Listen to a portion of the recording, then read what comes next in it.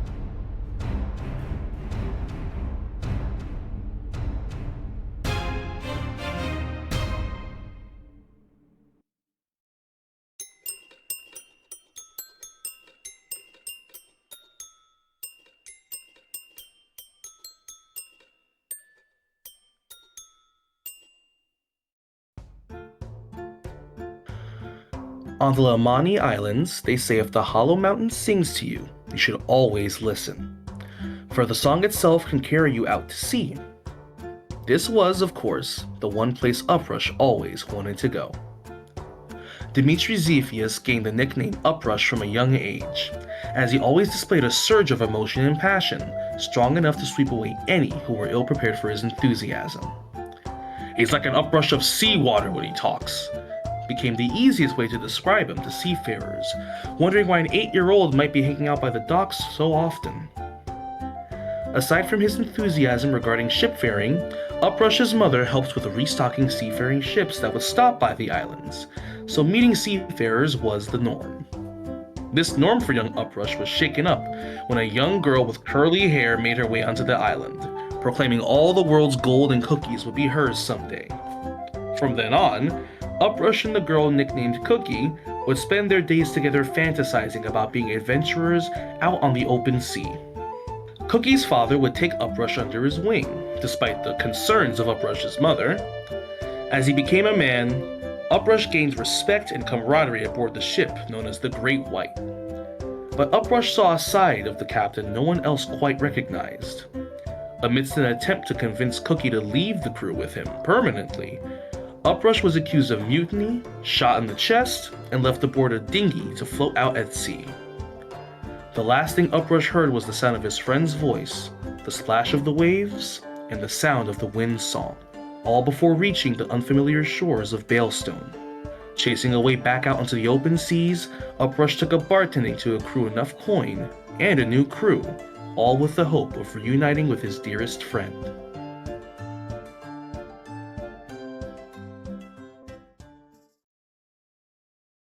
Born to seafaring merchants, Jack and Robin, hailing from Arigian and Kelcary, neither of whom were willing to give up a life on the sea, Hector grew up barely 4 years before returning to the sea for a life of adventure. His youngest mentor in the clerical arts was a steward of the drowned, a medic known as Tim Callaghan. Eventually, his parents' honest merchant dealings led them into conflict with a pirate crew of a fearsome captain, where Hector's parents passed away tragically, with barely enough surviving members to crew the ship into the nearest harbor. Hector's friend Tim took him in, A blessing for young Hector that quickly was dashed as he was left with a smile in the main temple of the drowned stewards in the town of Cotton's Creek, to be raised by one Albert Sparrow, an older steward past his prime. Hector went on to become a fellow steward of the drowned, sailing the seas, protecting ships from the same fate that befell his parents. One day, a group of pirates captured him and stuck him in the upstairs closet of a seaside cottage, held prisoner for a week until the early crew of the Bearded Dragon found him. A crew that Hector has stood fiercely by ever since.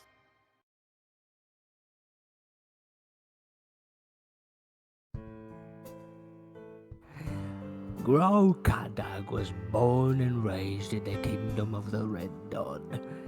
His parents, Shior and Calabax, and siblings and fellow orcs were brutal fighters, taught to hone their aggression in battle against their enemies. Grow grew to become the tallest and burliest of his family, and one of the largest offspring of the Red Dawn. A capable fighter with a gargantuan size, a towering stature, and mammothian teeth that would make any regular human quite intensely shit their pants. Through his straight, raven black hair parts at the middle, a real charmer. He was inducted into the Black Blood clan and went on many adventures. As time passed, the clan would realize something about Grow that infuriated them. He was a sweetheart. He would frequently gaze upon beautiful natural flora and fauna, would resist killing any individuals who wouldn't directly harm him. Whereas all the other orcs were intelligent in livelihood skills and battle practices and tactical knowledge, Grow was a simpleton. His sheer size and strength was enough for him to push through any obstacles presented to the Black Bloods. But even as the rest of the Black Bloods slowly turned their backs on him, Grow was too simple to see it. To him, they were his family. So he stayed with them, until one blissful morning when Grow woke to emptiness around him. The Black Bloods were gone, and Grow hadn't the slightest clue of where to go. Only a name. Bartholomew. Unfortunately, for Grow, he couldn't figure out how to pronounce it.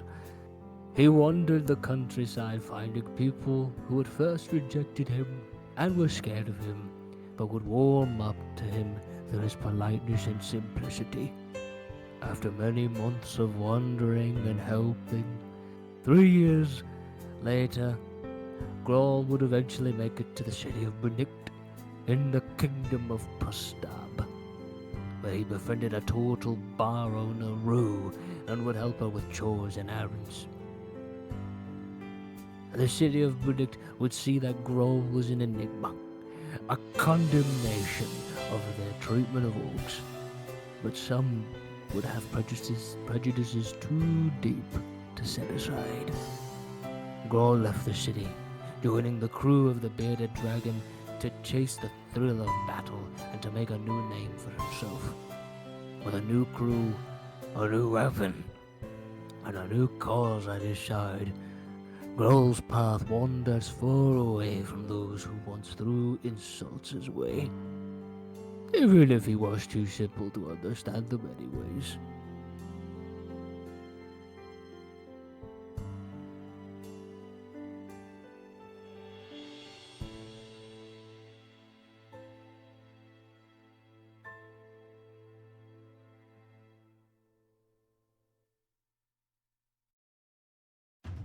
Adrian Drake was born and raised in Winterstone. Being the second son of the Admiral of the Kingdom, Adrian always lived a life of adventure and wanted to be out at sea like his father.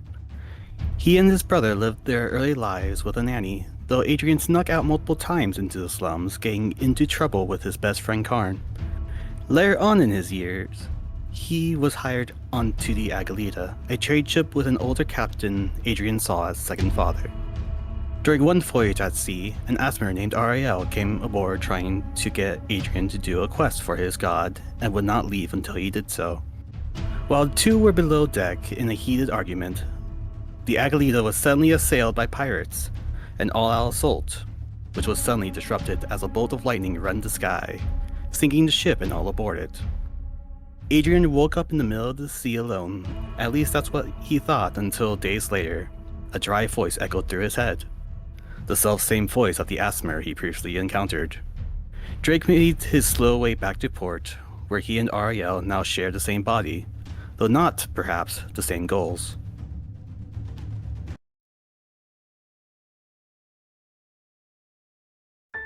I do not recall when exactly I became what we are today, but here be what I will share. Little John Jack grew up in the slums of Smiva, me mama telling me the stories of Klek, the devourer of the treasonous, he who swallows the liars and cheats.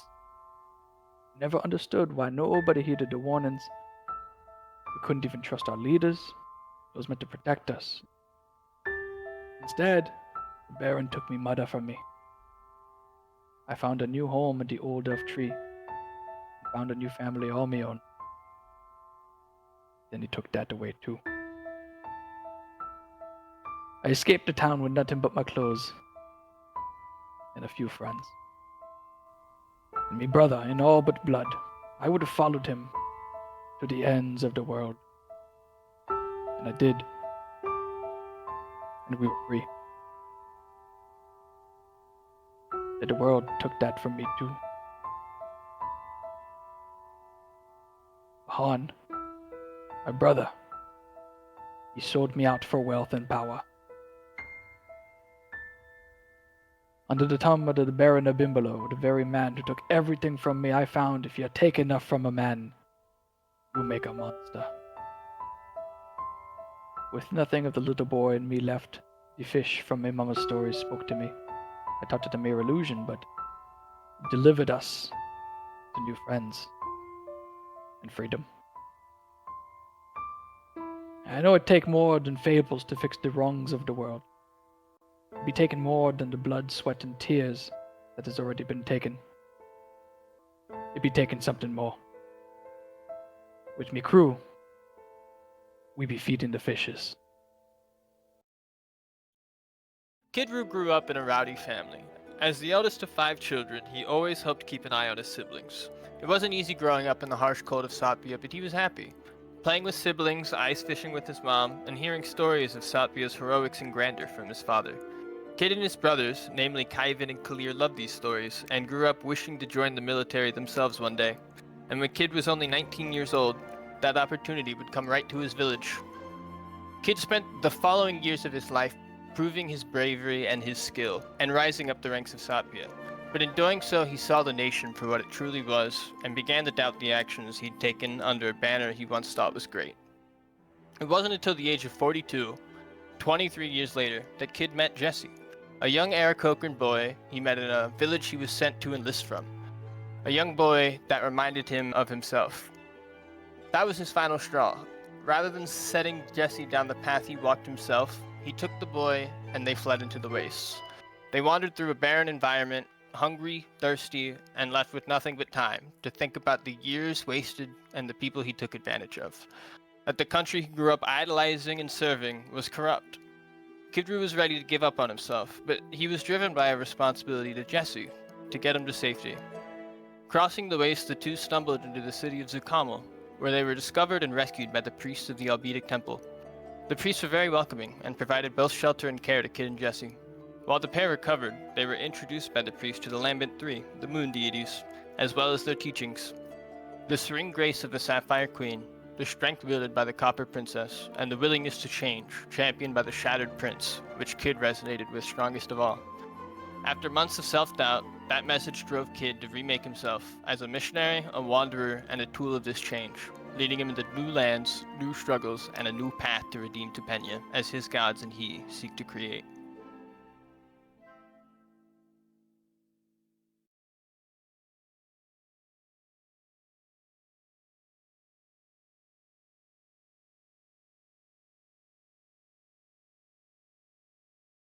And howdy, and welcome back to this week's episode of Tales of Tupenia, where last we left off. We have Landon again. Where last we left off, we began the 8th, well, we had sort of already, before that, begun multiple days of travel. The party had begun heading from the lands of Bentuku after recently discovering via their chronicler, Krill the Chronicler, that that's a mouthful, that the Bentuku peoples and these visions that we had been receiving from Grawl and these weird little segments of notes and histories that had been destroyed and things that the Posterity's Blade Build had been looking for, we had discovered that the Bentuku peoples actually had been displaced from the Ipthurinese Despotate, and in fact their long-lost city of Yggdramesh was Epilmar proper. Epilmar, which as we traveled, Jean-Jacques sent Tack. We recently discovered, what are they called? Quasits move a lot faster than we anticipated, and the Quasits, Tack got to Epilmar in 8 days, like just flat, like zoom, gone immediately there.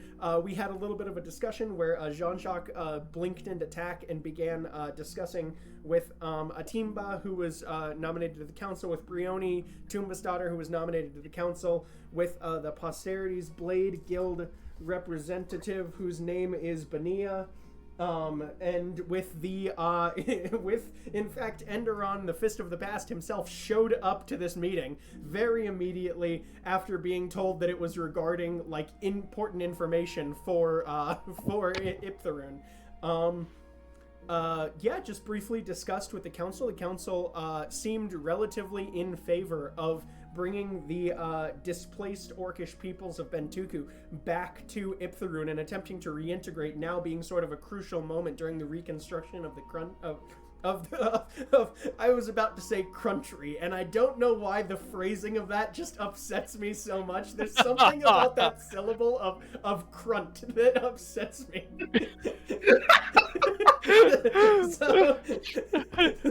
Oh my god.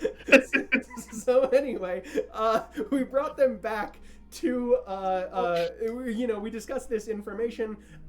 Jean-Jacques also, pleased to hear that, the city of Epilmar, under the direction of the council and their, beliefs, will in fact be renamed Tem Tumba in honor of, Mama Tumba, who, they named as a champion to the people. We snap back into the day, where we had been, the rest of the day we had, briefly, we had Adrian Drake, earlier on talking, I guess technically the night before, talking with, the sword, the Heretic's Vindication Scimitar. We had Ariel discuss with Jean-Jacques very briefly information about his own past, about some of the visions and memories that Jean-Jacques had seen of the different cults that had attempted to abduct Ariel and Adrian Drake over the years, to the realization that Ariel was probably in fact a notable piece or component to the Sunderer of the Skies. One of the long-lost deities of this world, who had not had followers in hundreds of years. And in fact, as Hector went to, looking for the word settle, that's the word, as Hector went to settle down for a nap at the end of the night, to lie down to sleep, Hector had a dream about him being on a beach, sort of a memory, it seems, for a moment, of him being on a beach with other stewards of the drowned after completing some sort of successful mission in the Lamani Isles. Whereupon Hector, the dream sort of, or the memory sort of morphed into a dream, a vision of some sort, as Hector, arm elongating away from himself, like Mr. Fantastic, dropped this mug of ale, this clear mug of ale. The ale hitting the beach and beginning to rise up like a golden tide, enveloping everything around him. And he heard a weird, creepy voice in his mind, claiming to be able to save him. We are not entirely sure what that means, the rest of us. And Hector awakened from that dream and went over and began punching a tree, which anyone who's technically awake during this, it would be like a late moment of the night on, which would be Fant, the 6th of falling. Anyone that is still awake may, sort of like late evening, anyone that might be a night owl of sorts, you can give me a perception check. I mean, I like the moons, so Okay. natural 1. Natural. Oh wait. Actually. Yeah. Actually, welcome back. Natural 1. You are too invested in your meditation as you're sitting there, just sort of feeling the warm sort of light of the moons, tumble across. 13. 13. Is this something that Hector, Frank? Do you think Hector would be attempting to be stealthy in this moment? Yeah. Okay, wonderful. Roll me a stealth check here. Ariel might be a little bit preoccupied, so can I roll that at disadvantage? Okay. 21. Ooh, 21. Okay, beats it. They're both low. Ooh, okay. So what's the highest? Well, the lowest one is 8. Oh, you're right. The lowest one is an 8. Yeah. Okay. Good. No. Yeah. None of you picked this up, and we sort of fade into the next morning, the morning of what will be the 7th, Grimble, the 7th of the month of falling. This is about to be your 9th day of travel. And as such, it sort of passes quietly. We have begun making our way into Satpia proper now. Kid Roo, during yesterday, while you were sort of preoccupied, you noticed that you guys had begun to cross the first frozen river of the Satpian landscape. And it is beginning to, like, you are beginning to get, like, much less actual, any sort of, like, plant growth besides these sort of boreal valleys that will, like, pop up here and there. We began our 9th day of travel. It passes relatively without incident. I would like someone to roll me just a, let's start actually with our RAL check.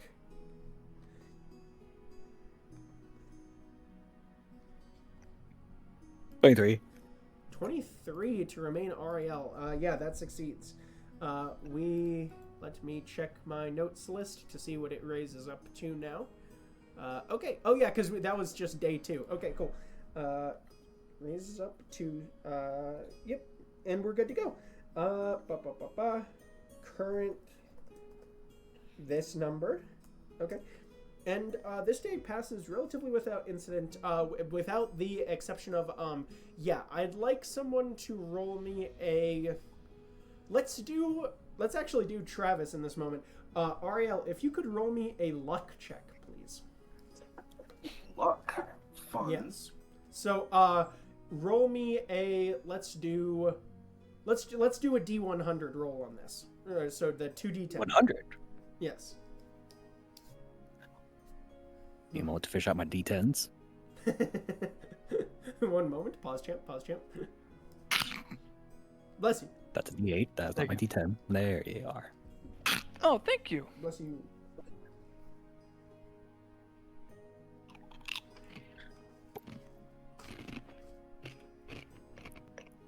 $75. 75. Ooh.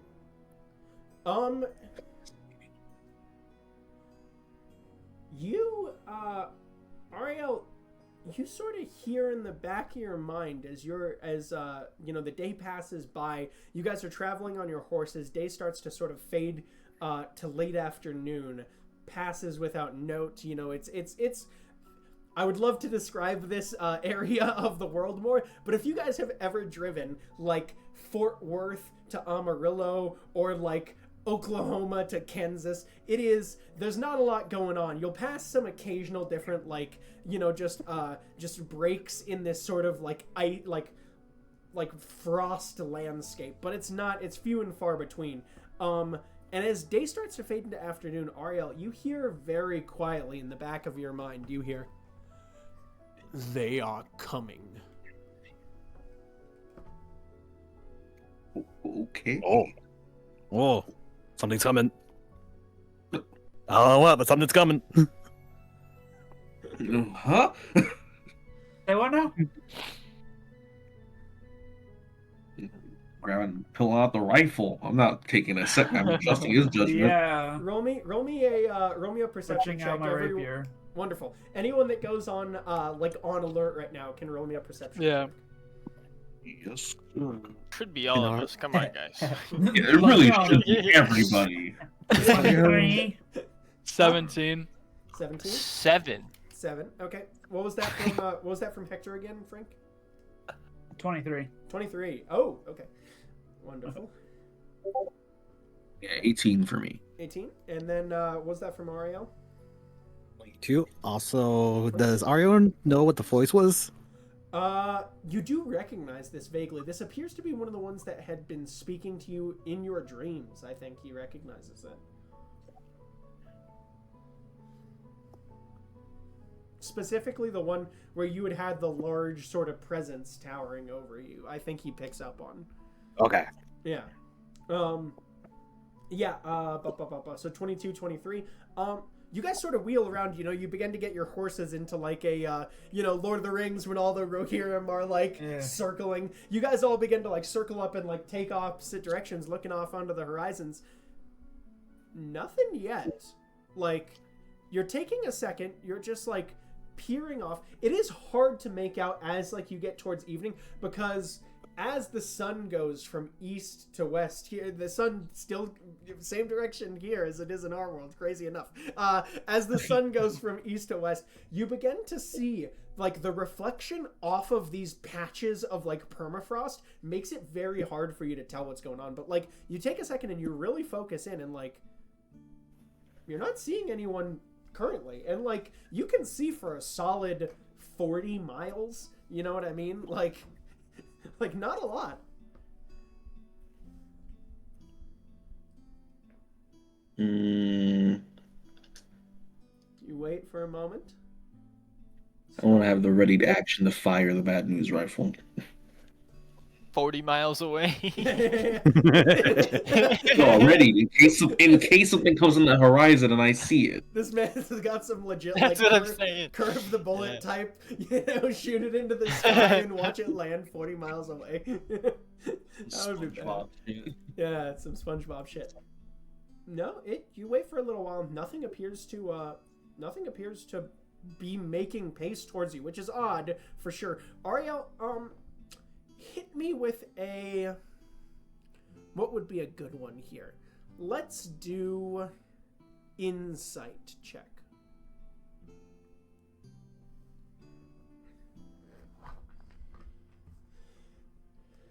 Insight. Yeah. There. Okay, straight roll.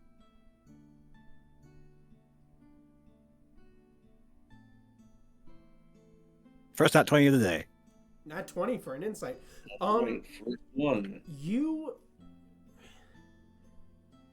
Okay. With that, I will also allow you to give me what's a great thing here. Let's do a. You know what? Fuck it. Let's get fun with this one too. Roll me another D100 roll here. Oh boy. Yeah.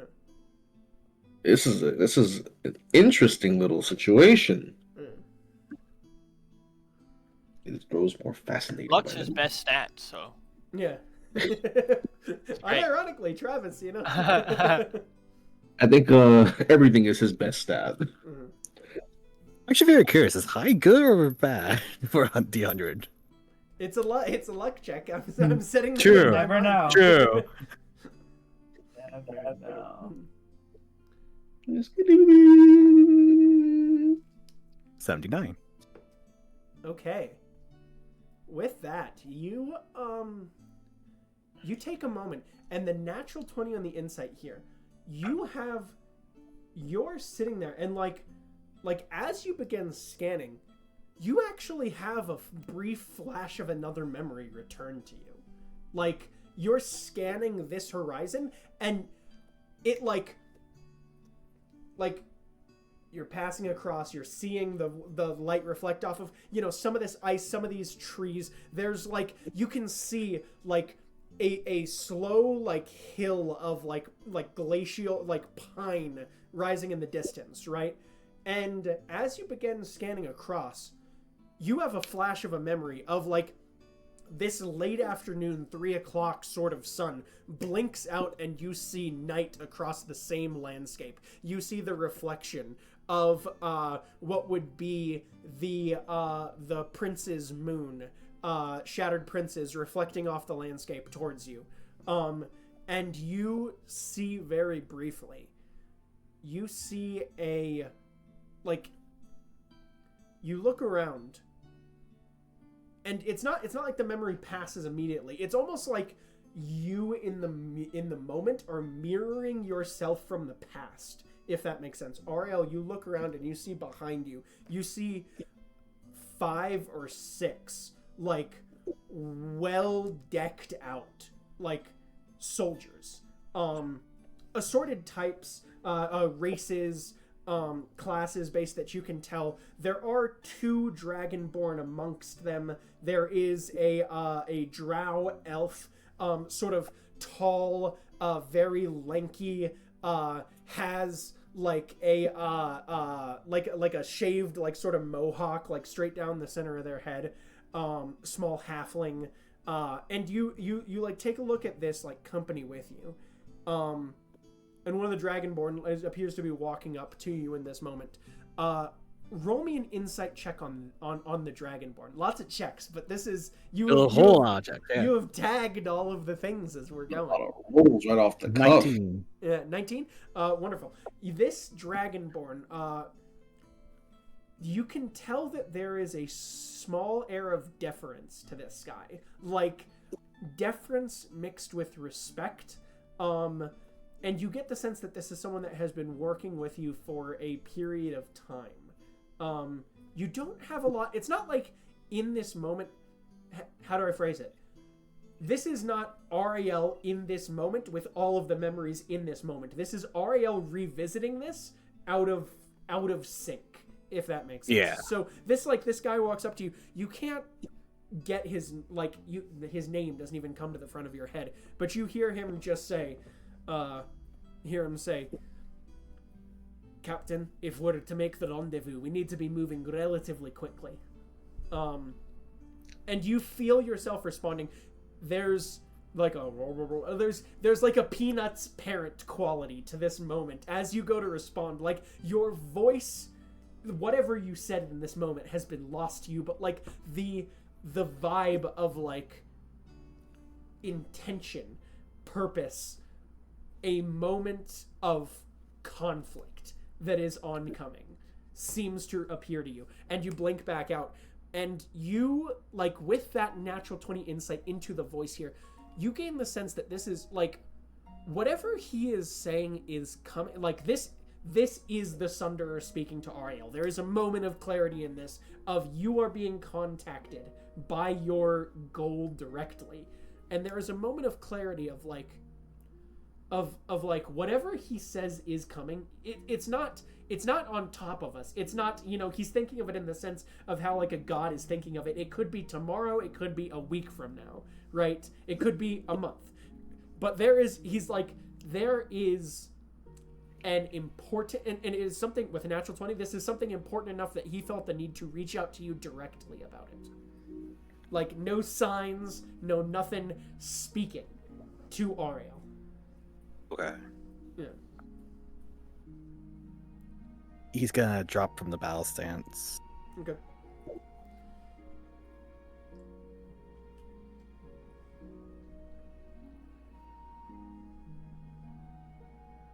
The Sunderer has spoken to my mind. Said something was coming, but think about it, it might be sometime today, sometimes in the future.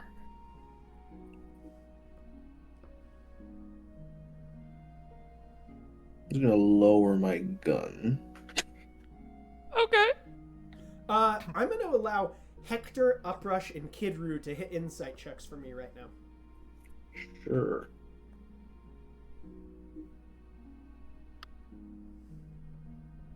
$25. 25, wonderful. 15. 15, wonderful. And 22. Jean-Jacques, this is a moment where, by virtue of actions, Jean-Jacques has given away something. So I want you to roll me a deception check with disadvantage and without the, what's it called, feat. Yeah, got it. Yeah.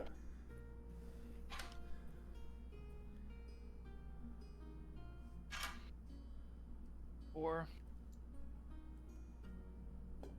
Okay, without the feet. Still a 17. 17, wonderful. So what was Uprushes again? The perception? Yeah. Or the Or insight. insight? 22. 20. Okay, so Hector and Kidru, you unfortunately, you're like, oh, this is really cool information. You're so invested in the moment of like hearing that because this is news to you.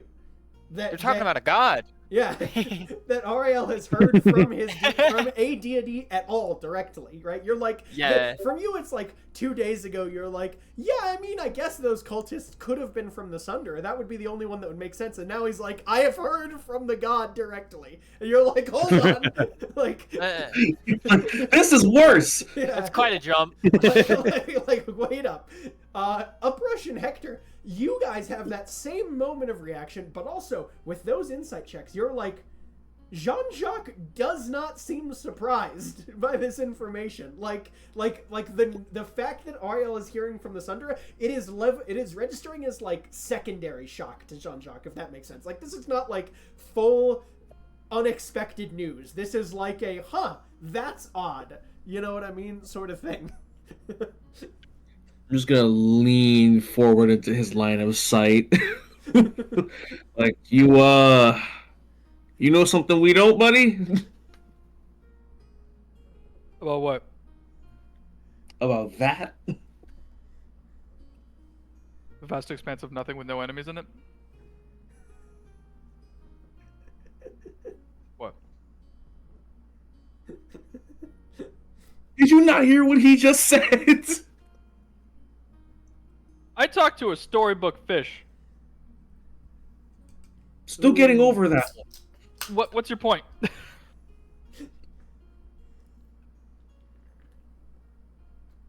You guys are gonna give me a heart attack before we get anywhere near the next town. I'm a cleric. I talk to my god regularly. Pressure just what the fuck? Run away like, oh my goodness. Yeah. Yo, we all have someone to talk to but you? Oh, Damn!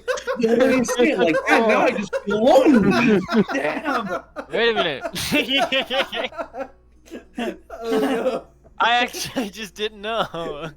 I should have brought the parrot with I'm me. just over here connecting dots. My bad. I just thought we were connected. Can I also tag that in back-to-back sessions, Kidru has said, "Wow, are you useless to Drake?" Whoa. And now you have no one to talk to. My You're the God. captain of the crew. Huh? What was that? You're a people person. Yeah. So he's the captain of the crew. Yeah, I'm with you. It's just really. It's I didn't realize funny. before. He talks to everybody but himself. He's not crazy. All right. Meanwhile, Ariel, what was the so you had gone to say that all occurred like very quickly, just as like a like immediate reactions. Okay. Huh? I said what I said. Oh, okay. So now Ariel's just chilling. He's like Yeah. I talked to the Sunder, and like everyone else reacts, and Ariel's just like vibing. I forgot you're the calm one all the time.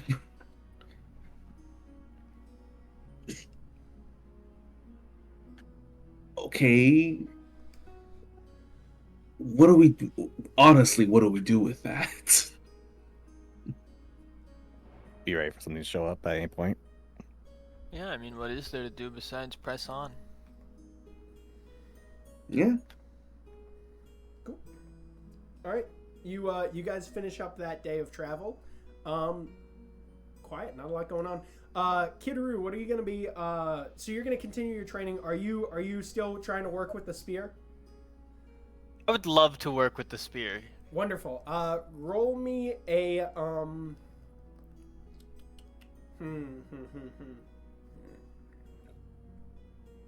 Let's do an Arcana check first. A 21, miraculously. For Arcana? Jesus, out of nowhere. Okay. Yeah, so you're taking the second, and you're just sort of wheeling around, and like at the moment, it's like you're blasting ice. You know, it's not like you've got like trees and stuff falling down and like catching on fire to worry about like before. You're just immediately blasting away. And as you go, hit me with a religion check. Oh.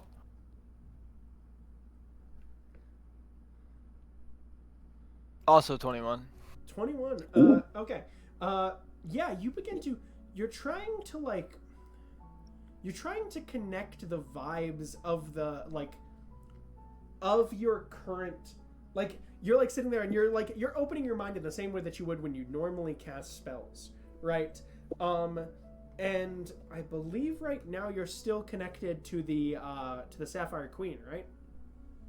Yes. Yeah. So you're taking a second and you're trying to like cast shit through there, but you're like, there's some like disconnect here when you're going to cast, and you're like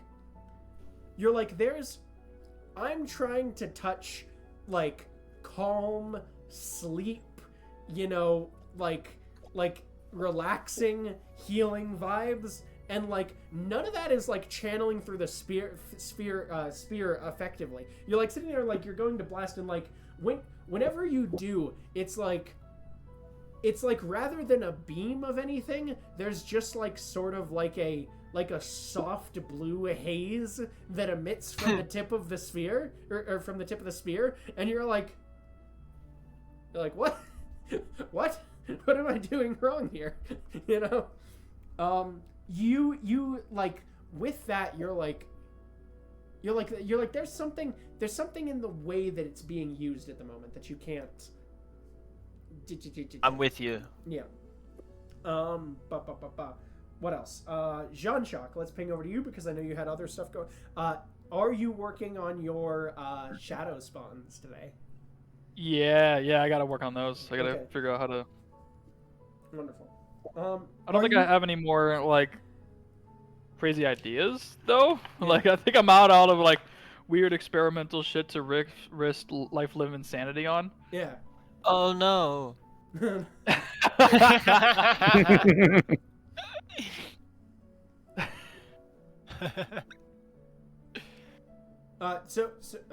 Are you looking up something in your notes right now? Okay. Yeah. No. I was saying I got nothing. Are you doing this in front of the rest of the party now that enough of them have cottoned onto it, or are you going back away into your tent to do this? Yeah.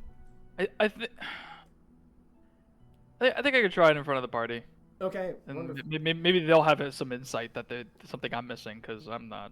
Gotcha. You know, just because I'm the closest thing to an Arcana Master for the group doesn't mean that. Yeah. Let's say that. I am. Let's say the way that you're casting this currently. So, you see Jean-Jacques sit down cross-legged on the floor in front of you guys as everyone's, you're sort of taking turns rotating through like each person doing a segment of their training and then sitting and watching, right? As you sit down, Jean-Jacques, you sit down, is he a cross-legged, or is he like what's his sort of like sitting posture? Like a little crouch. Yeah. Like a slop squat. So you go to like do like a little, eat it like pot squat, as it were. And you like squat down, and you see as Jean-Jacques sits there, you watch as he like closes his eyes, puts his hands out in front of him, and the crown starts hovering just ever so slightly off of the hat. And like you watch as like each of these little shark's teeth light up in individual sequence, and when the last one is lit up, there's like he has his eyes closed during this moment, and you see him like sort of like shaking a little bit from side to side. This is as you're like accessing one of these memories, Jean-Jacques. And then in front of him, you watch as you draw this out and place it down and spread this memory across the ground in front of you, and there is a small like black like puddle that appears before you. And which version do you want to summon? Sorrow. Sorrow.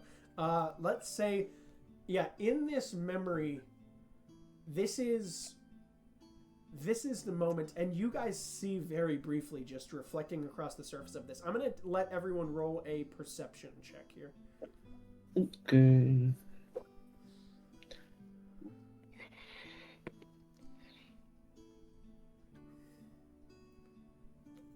$14. 14? Dirty 20. Dirty 20? Was that 17 from Hector? Yep. Yeah. 19 for me. 19. Okay. So, my 17 and my 19, you guys can make out that there are like this is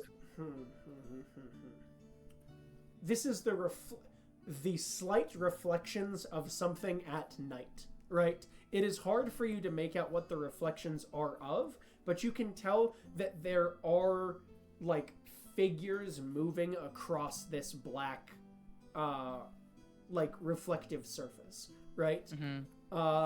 Ariel, you can see very briefly a few small shapes go running by, and the image of some large thing that is moving with some sort of magical force on it.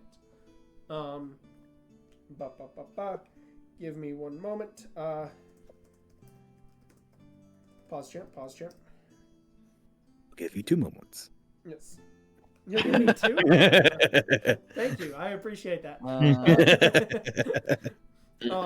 But yeah, this is what like Ariel sees in this moment. Describe, Manny, for me how the summoned sorrow would look. Like, whereas the other one kind of like crawled itself up, this one kind of just like bubbles up, like just and just like something that barely has the will to get up yet gets up nonetheless. More bubbling up than really. So like sort of by a force of its own. And generally, let's see. I think this is. I think everyone has now caught him in the act before this. Uprush, I believe. Didn't you? Has not seen this shit yet. So Uprush is the one who has not visualized this process. So I'm gonna raise the gun back up at that thing and go, what the fuck is that? Is Jean-Jacques like cognizant this time? Because the last few times he's been like, so he's had to maintain concentration to such a degree that he's not even there. To a degree, I think so. To a degree, it's like, I think you are like, you may be moderately responsive. Just think someone like trying to ask you a question while you're driving, you know? Yeah. Oh, okay. And really focused on the road. You were driving during like bumper to bumper or something like that, you know? Bumper to bumper, it's snowing, like... Yes. Yeah. Say that.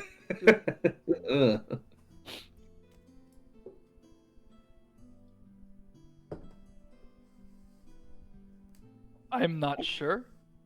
He turns like tears like running down his face. Oh, that's comforting. That's real comforting. Something lured out and bonded to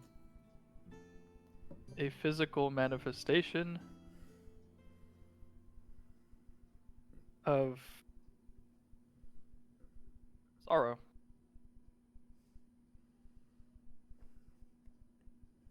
Uh-huh.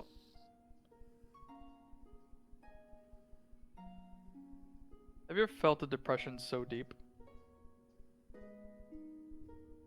that it just consumes everything in your life? Well, what's your point exactly? I'm gonna avoid answering that question. That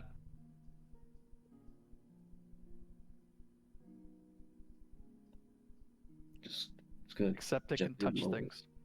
It's gonna gently lower the gun again. I don't like that.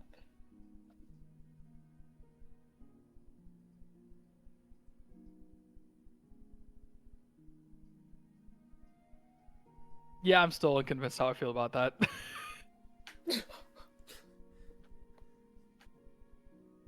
Well, I'm glad it's not just me, 'cause I don't like that thing. Put the bad news rifle away. So what are you gonna do with it?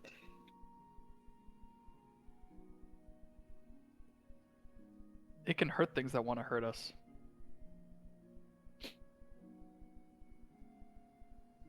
But more importantly, it might be a way to heal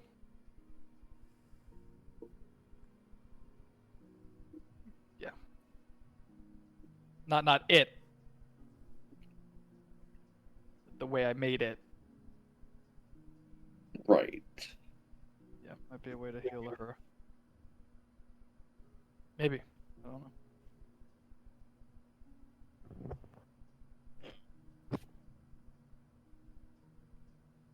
Okay. I trust you.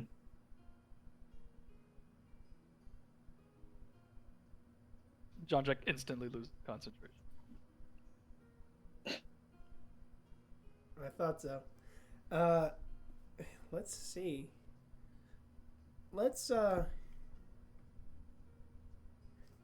me roll something here. Lose concentration. What's it do? Just splat? I don't know. That's what I'm wondering. So, Oh, I Yeah. see. was It's Now the not quest- it's not a solid spell Yeah. yet, so now the question don't is, know. what is Jean-Jacques?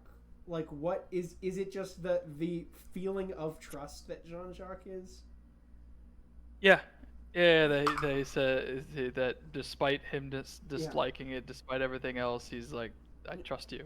Yeah. He just There's that just broke the spell. you guys. Who is concentrating? Let me ask around the party. Who is concentrating on the exchange between Uprush and Jean-Jacques right now, and who is concentrating on the thing? Probably. Concentrate on thing. yeah. I figured that much. Ariel's on the thing. Kidru is I on. also said the thing. Okay, Kidru. Yeah. Oriel is freaking is a license to kill, bro. My God, like his eyes are red, staring at this thing. Like, just say the word. Just say the word. Yeah, let's do a probably let's do a perception check with advantage because both of you are like laser focused on the fucker. You know? Errol. Yeah. Ariel is more of out of curiosity instead of kill. Mhm. Oh, okay. And let's do and Hector's focused on the exchange there. He's focused on okay. And you can hit me with an insight here, Hector. And this one 27. yeah. Oh, and Jean-Jacques locked in, so I'll let him. Standard deception roll if Jean-Jacques is trying to hide any feelings in this moment. There's my foe. Yeah, standard. Standard as in like without the benefits, No, or you can add it if he's locked in on the I can't say he's locked in on.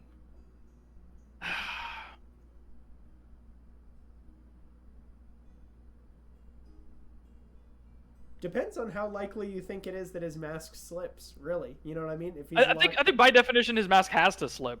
Yeah. All right. Then Yeah, roll- because like then I mean without- I rolled a 28, but like that. Yeah. So if you want to give it straight roll without, it's always Yeah, like his player- mask just took a sledgehammer. Like it's just a sledgehammer to the mask. Like it just. So what That was the last thing he expected. It was just. So what was it straight there? The straight roll. The dice says 15. Okay, cool. And with like standard deception bonuses, no whatever it is bonuses are that's like I have a plus 13 to deception. Right, but that's because of expertise, right? Oh yeah, so it'd be. Okay, so it'd just be a +4. Okay, yeah. So a 19. Yeah. Proficiency. So what Yeah. what was the perception there from Drake and Kid Roo with advantage? There it is. It was what? 14. Sense. 14 with advantage. Okay, and natural 20. Good. Alright, Kid Roo, the thing you're looking at seems to shrink just slightly. You cannot make out exactly how or why. It is a sort of like a bubbling, burbling mass, and the fact that it's sort of flopping around like, what's a good way to describe it? I don't even know, man. Like one of the goo. What's the goo monster in Monsters Inc.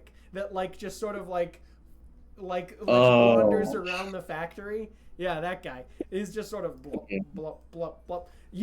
This thing appears to be like undulating all the time, so it's hard for you to exactly make out, Kid Roo, exactly what's going on. Natural 20 from Ariel. That is, you take a look at this and you just go, oh, this moment has done some. And like Hector, this is you with that insight into Jean-Jacques. Tell me, Manny, what Jean-Jacques gives away in this moment.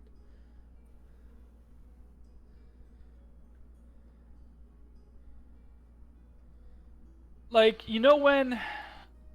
I'm going to describe something, but the intent is not what the intent behind it is not what I'm going for. Yeah. So, like, when, like, someone's miserable, you see this a lot in, like, kids. Mm-hmm. Unfortunately, sometimes in adults. And someone's miserable, they just want to be miserable, and, like, you try to pull them out of it, even if it's, like, an entirely valid thing, and they're just like, no, I just want to be miserable. Mm-hmm. That's not his intent. He doesn't want to be miserable. It's that misery was literally holding the spell together. Right. Oh. It's not he wants to be miserable. It's like, wait, no, oh, shit. Like, he's not upset about it. It's just like that hit him. That it struck a chord. He just took a sledgehammer to the mask, and he just lost concentration, just mechanically. Clearly, whatever he did struck a chord. And so you watch it for the better, judging by that creature existing. So you watch it physically shrink, and then as like the last moments of the spell, it then fades away back into goo. But you watch for just a moment, Ariel, the fact that it has shrunk in this moment. It shrinks for just a moment and then disappears. It shrinks and disappears. Okay.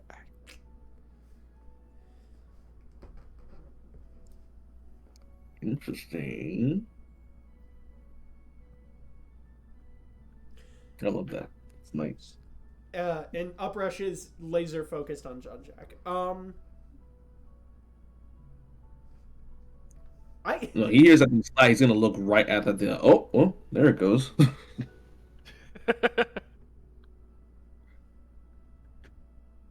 All right. I mean, if no one has anything else that they want to add to that moment, we can move on from there. Hey, Jean-Jacques just gonna have to chew on that. Yeah. So everyone sort of finishes up their training for the night. We kind of make our way to bed.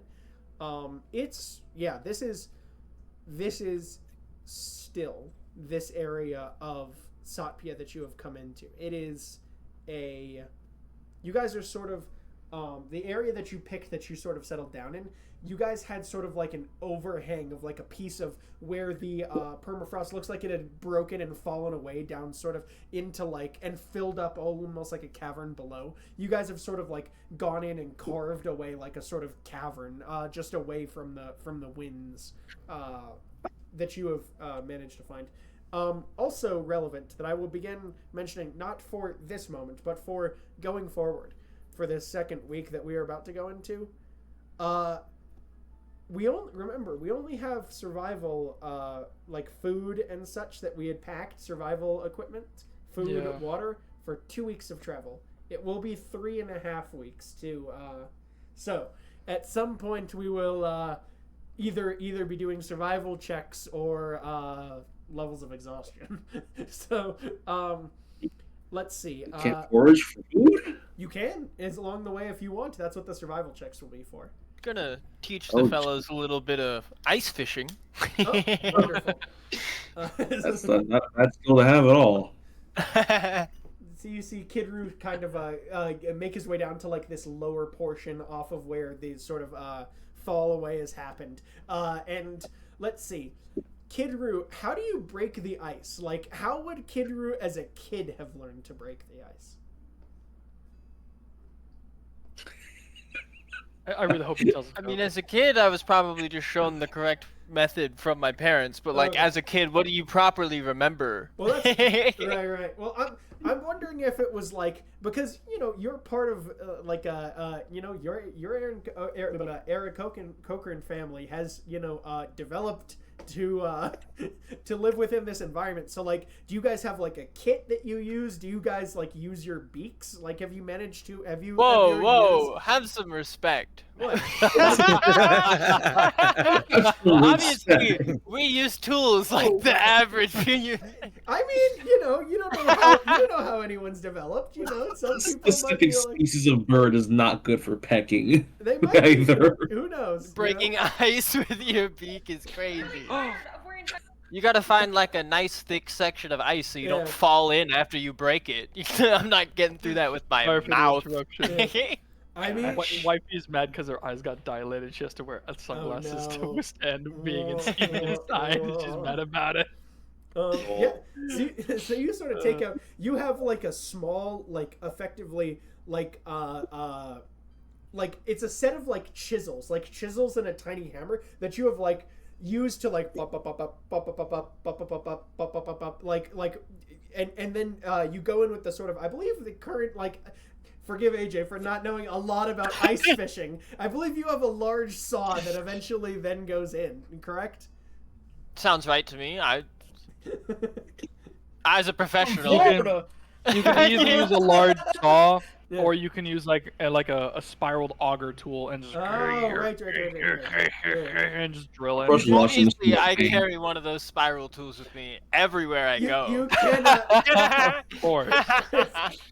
It's not like we're just like incredibly powerful magic users of different, like just presto digitation, just through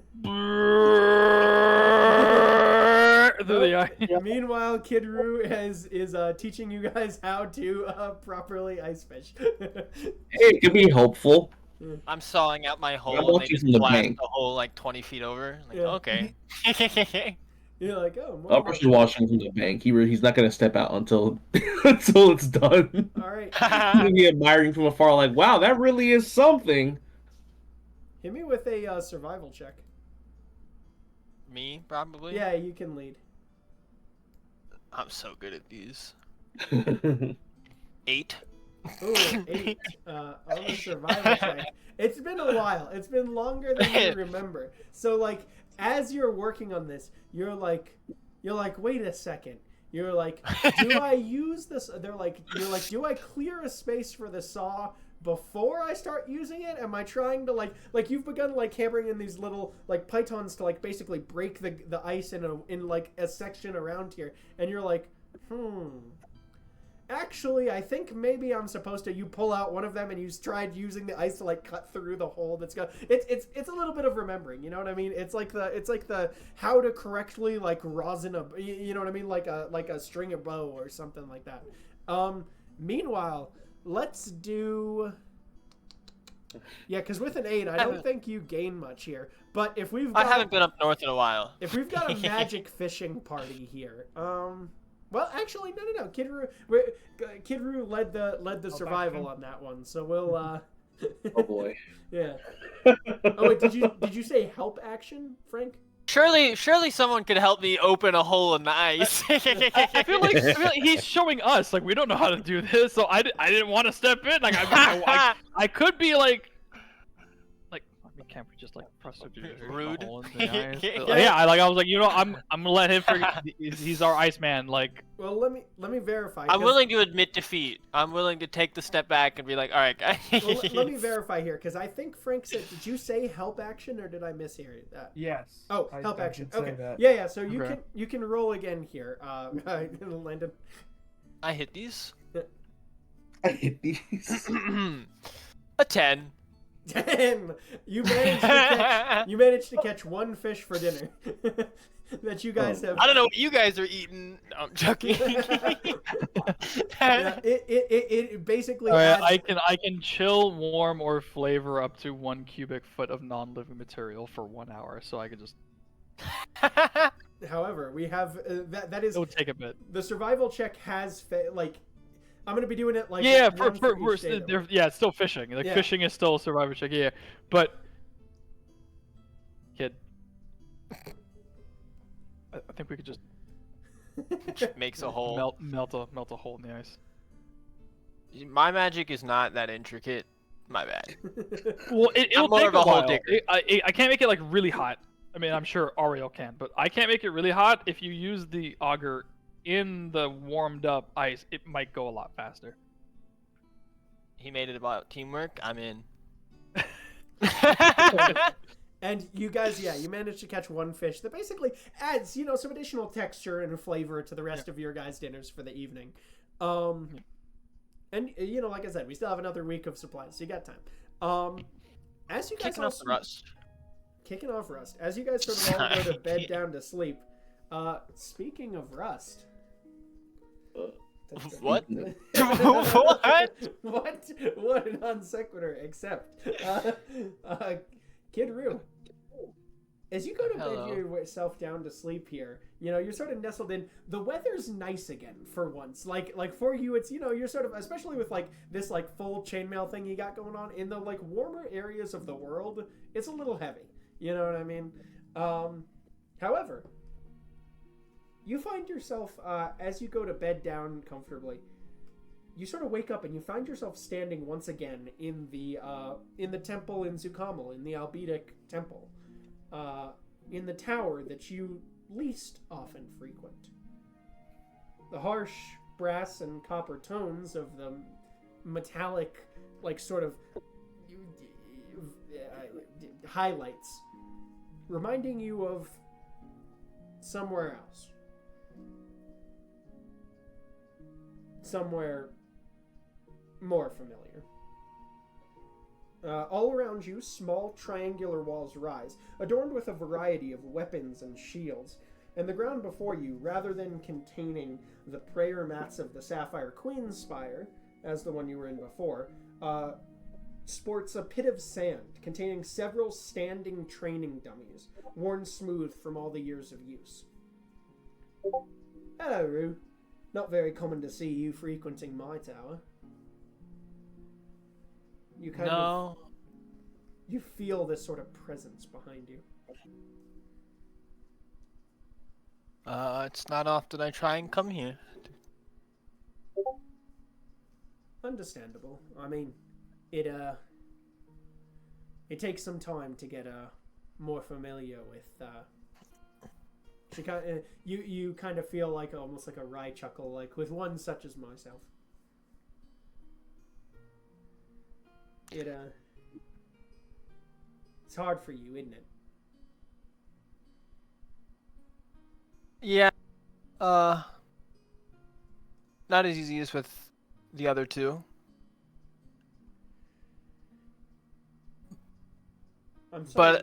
But go ahead. But I feel like I have been meaning to reach out to you.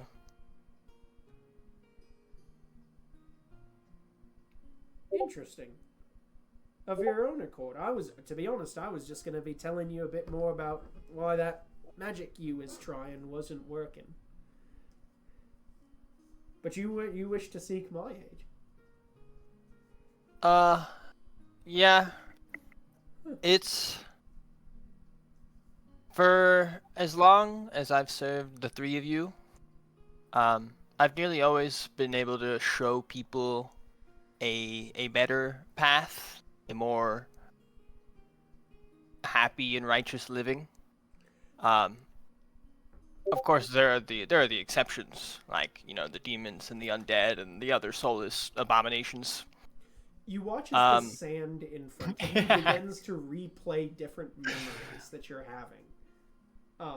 And you watch as you say, some of the ones I've been unable to turn, and you see moments of these, villains, a moment of the form of the despot being cut down by this sand warrior there in front of her. Continue. This is actually what I came here to talk about. Most of these other creatures, they don't leave the choice but to use force. And because of their nature, I've never really given it a second thought. But the despot was human, or at least she was at some point. Mm-hmm. And we killed her anyways. And I can recognize that was a necessary thing to do. But I still thought that it was a part of me that I wanted to leave behind. You feel this sort of presence over your shoulder. You feel you begin to see images of this, the glow in front of you, this coppery glow begins to glow a little brighter, and you can feel almost the hint of warmth from behind you. The harsh reality of retribution is that in some painful instances, those who refuse to seek it must forever know its lack. In order to find, you gotta seek.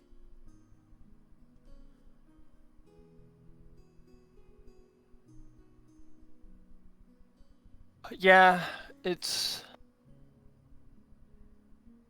just hard to accept sometimes, I suppose.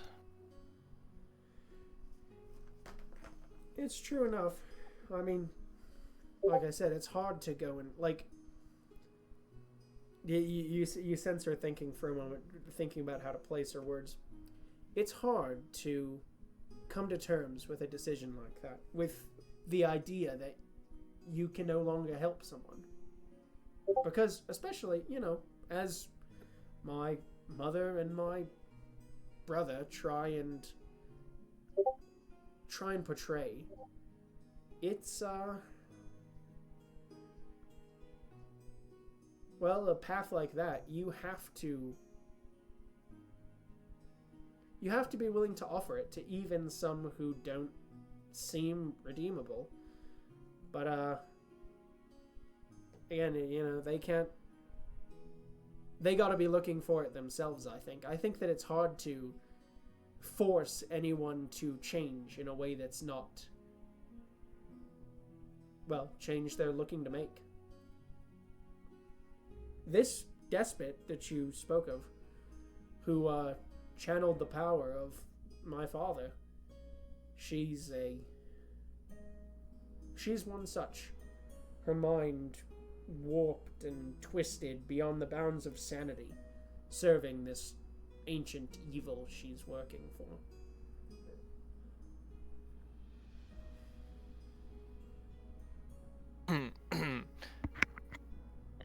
Do you know what she was working for?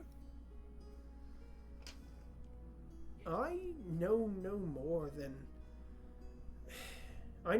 than what you guys have uncovered. It seems some of his exploits are crowded to me, but this name that your friend has brought forth, this Cirrus Chem, I know he was once a mortal soul, but that his doings past that are hard to tell. I know Okay. she stops and she hears the okay and just like stops for a second and like chuckles and just goes, wow, I kind of expected you to have more questions. Most of the time mortals, you know, it's the you say, I don't know much more, and they're like, but do you know more? And you're like, I don't know. This is everything I've ever heard. You know. I mean, whatever he did shrouded his exploits past that to us. Well, I appreciate it. You guys have never steered me wrong before. I have no reason not to believe it. Now, speaking of steering, let me just, because originally, I mean, to be honest, like I said, I was just planning on talking about about the spear, but you know, this is a much more interesting conversation than what I was planning for.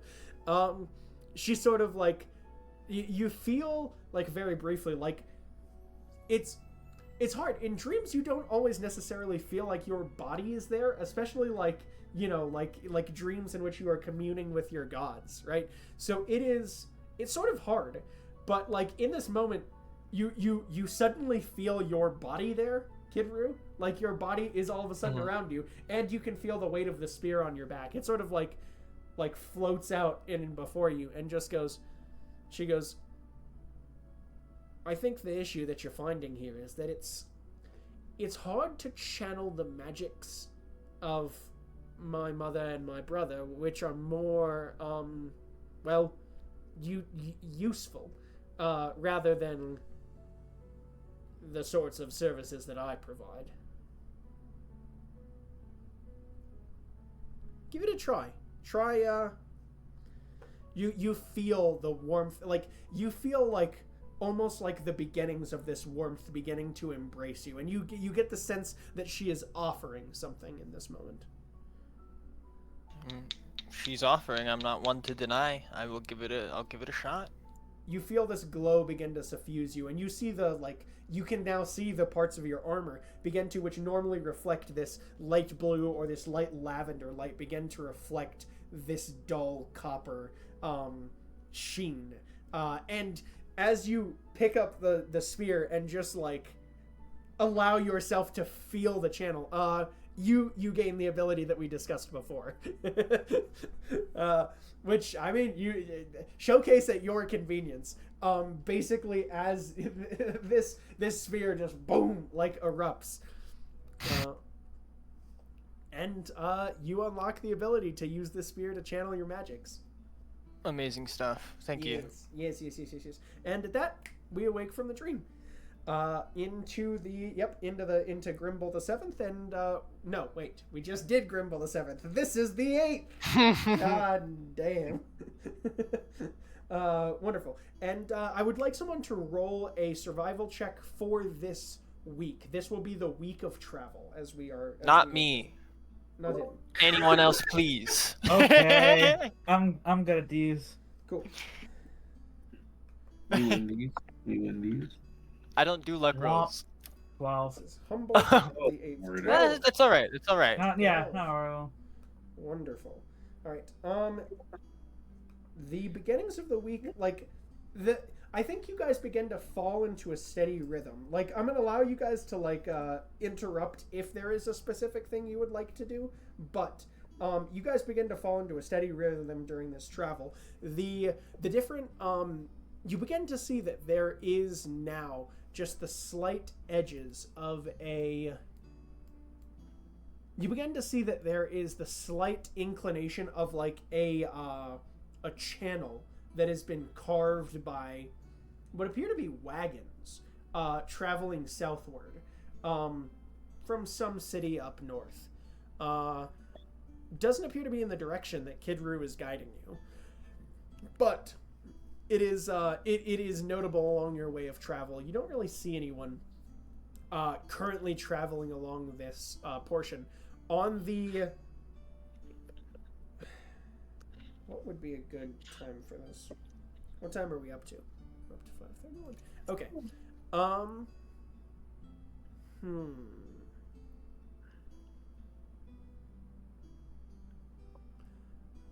I think that you guys begin to get the sense on the...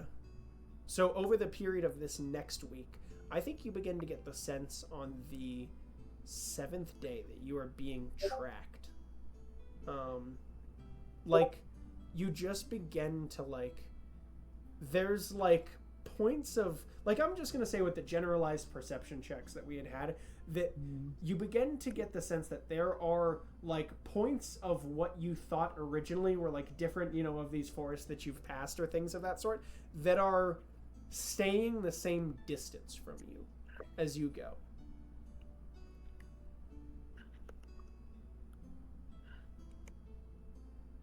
They don't move to engage yet. No one seems to be... Like, none of this seems to be, like, an active attempt, but it is tracking you. And it appears to have been after you passed on that 3rd day. Like, you began to notice this after you had passed that walking pathway from the Northward City.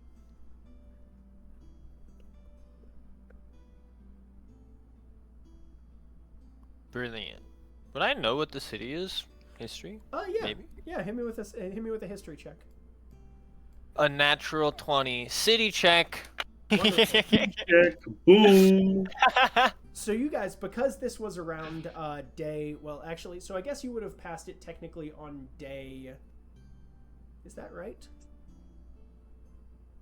Yeah, you would have passed it on day 14 that you would have passed it.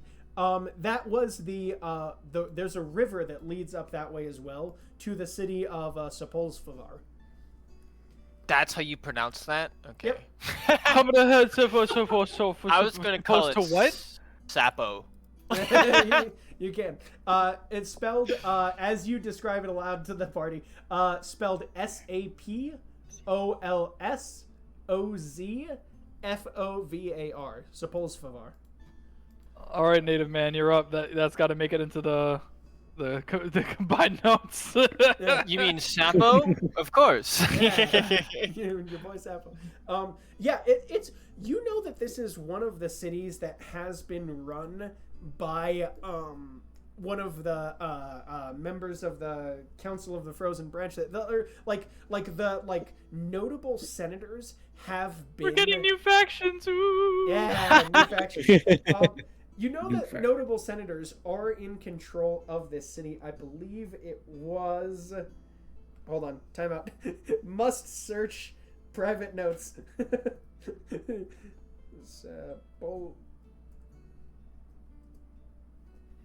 I not? You're shitting me.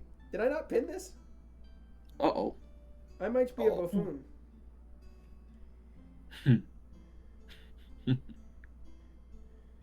Oh no, here we go. I'm a buffoon. Yes, there we go. There's an orcish representative from this because it is the most eastern city. It appears to have been someone, which to your knowledge, you think that they were someone who had long ago, like their family had left the Bentuku regions. Some sort of disagreement. Yeah, you don't think that it's a... roll me a perception check, Kidru. Or if anyone would like to do anything magical. Someone please do something magical. I got a 8. 8 with a perception check. I said perception, right? Yes. Yeah. You're like, I don't know. I mean, like, you can't... Like, the fact that they, cottoned onto you after the path south from Sepulsfavar was an interesting part of that, I think, to you. But it's... Based on, just perception, you're like, you don't think that you'd been picked up by any, just, wandering, anyone. Like, you haven't seen, basically anyone along... the area of the... Satpian Empire that you guys have passed through to this point is relatively empty. It's not really manned by anyone. There are occasional small villages, but you guys were sort of out of the path of those. So, there's no reason you can think of why someone would be pursuing you from Sepulsfavar. Sounds good to me. And let's see. Oh, we need to do a number of RAL checks, don't we? Classic. Wonderful. So let's do RAL. Let's do 1, 2, 3, 4. How many days did I said 7 days? So yeah. So let's do. So this will be day 7. So you'll have done 6 RAL checks, please. Sheesh. 30-20, Okay. 8, Okay. So day 2 swaps to Adrian. it's 19, 19 stays. Yep, stays. is 23, Stays. 17, Okay. Changes back on day 5. last one is a 16. Wonderful. So going into day 7, it will be RAL. Yep. Right. Wonderful. So yeah. So does anyone have any magic? So no one's casting any magic about this, right? Have any that works. I don't think I've. I was just gonna do the perception, because I don't. Okay. I mean, I have detect thoughts, but that's like. Oh, Not. interesting. Okay. If you I mean, I would want, share the information. Like, Yeah. I don't know if they would pick something up. I would let someone know that we're being followed. There. 16 for perception, Adrian. 16. Wonderful. Yeah, it's.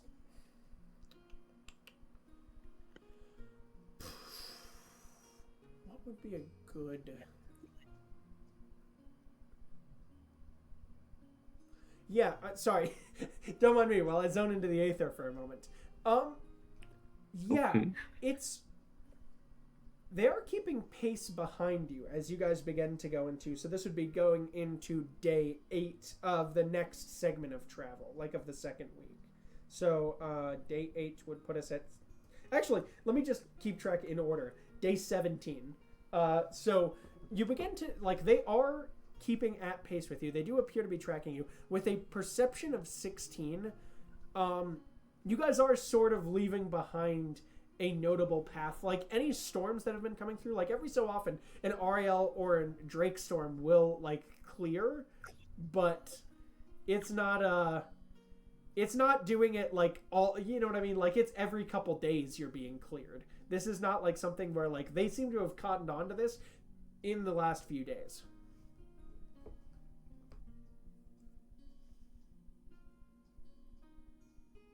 I can go invisible if you want me to go find out. I was gonna save us the movie trouble and just yell at him. Hey! Hey, you! Hey! Stop it! No, is it are they? Actually, hold up. That's not too bad an idea. Yeah, I was How gonna say, far I could be are like, hey, wave if you're friendly. Nah, no, as in I go invisible, go over there and figure out if they're like who they are, and depending on who they are, You could do mess that. with them That's. You could do that. in a very specific way based off of who they are. Or you could How just many- send them. Oh no, attack isn't back yet. No, it's not back yet. You could send Tick or I mean, I Toe. could bring him back, but I left him over there for now. Mm. I think. What about Tick and Toe? What are they doing again? Or actually, or is he? No, he's with them as they send an emissary over to Bensuku. Mm. That's gonna take forever. What about Tick and Toe? I could summon them, but that's concentration. They can't go invisible. Yeah, they can. Yeah. Oh, You not concentrate? just stay on the. Yeah, sure. Yeah, all right. We can just Cool. keep pace. You can just send one over there and listen in. Probably just safer than you going. Yeah, that's true. But I could mess with the heads in close range. But we don't know who they are. Yeah. Well, if they stay invisible, you can make it seem like anything is happening to them. Yeah. All right. Yeah, I'm gonna summon Stick and toe. All right, they kind of slither up out of the ground this time, where like as you go to summon them, they go like up through the ice, like almost like their forms are like phasing through for like a second, and you see the long sort of skinny toe or Tick with his like little arms hanging off the body. He has managed to find himself a tiny cowboy hat. Yes. And Toe, who is just sitting there. You see the like sort of yellow gleaming off of him a little bit more. Yeah. You hear, "Hey, boss, been a minute." Yeah. How's it going? Yeah, we're being tailed, and we got to figure out why. All right, I'll go mosey on over and see what I can find out.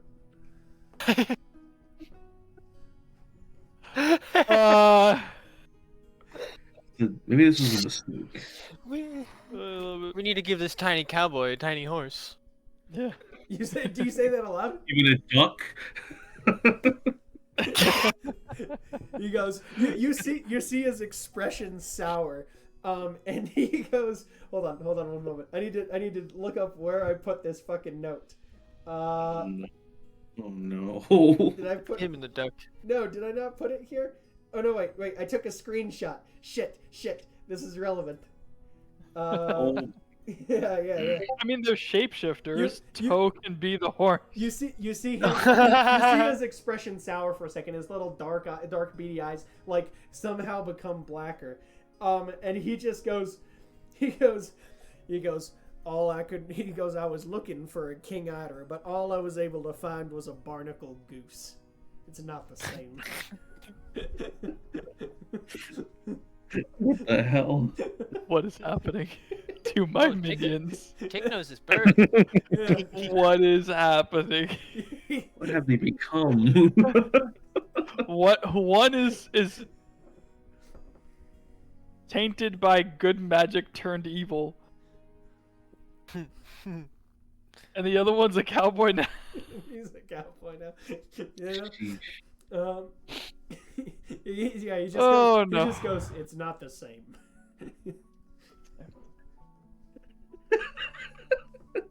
Just said it in the plain English. It's not the same. Yeah. But you like as you guys talk about like the good. So just Toe just immediately takes off. The second you're like, you gotta go spy on him. He's like, all right, bam, invisible, gone. Yep. Tick just takes a second to feel upset about his duck scenario, and then just goes. Let's. Are you strong enough to hold reins? Tier. Am I what? Hold the reins of a full-size horse? Of a full-sized horse. Probably not. No, you can't. I mean, I'm sure you could hold the reins physically, but can you like control the horse? No, probably not. Not even close. No. Could you and Toe take one each of the sides and probably like control a normal-sized horse? But I'm telling you, it's the idea of riding on a duck for me. Like. It was just so funny, you know. It's I was just curious if you two could steal a horse while you were there. Yeah. Hit me with an insight check here, Jean-Jacques. What's to do with the duck? Yeah. Why is he like ducks so much? I don't know. What's with him and ducks? Oh, that's cocked. Between 3 and 6. Okay. I'm okay. Insight into my minion. 29. 29. You get the sense.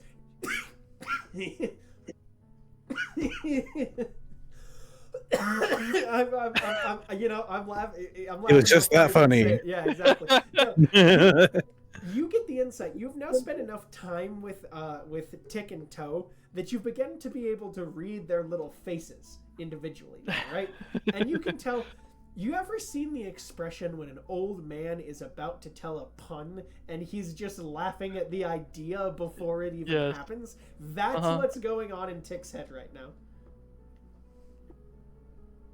What is it about the duck, Tick? Because you ever hear the saying? I don't know if it's just a Sentinel or Shadows thing, but y'all ever hear the saying? Philosophies linger like ticks on a duck. That's me. I'm gonna be the first one. I'm gonna be the first one to be known. Tick dropped the religion joke. He's my favorite. I don't know whether to be proud or disappointed. You feel in your head, Toe is halfway there. Tick is fully invested in this conversation. He has lost the track of what's going on. It's a new thing in his mind. He goes, proud or disappointed. He goes, I mean, I thought it was a pretty funny joke. I've heard it, a few. It's. I don't know if that's not common for you. Do y'all have sayings like that around here? Tick. Yeah. The sooner we can figure out the tale, the more of this hour you get to find a duck. Oh, right. Invis. Immediately. You. And as he departs, because I could still communicate with, and yes, it was a good joke.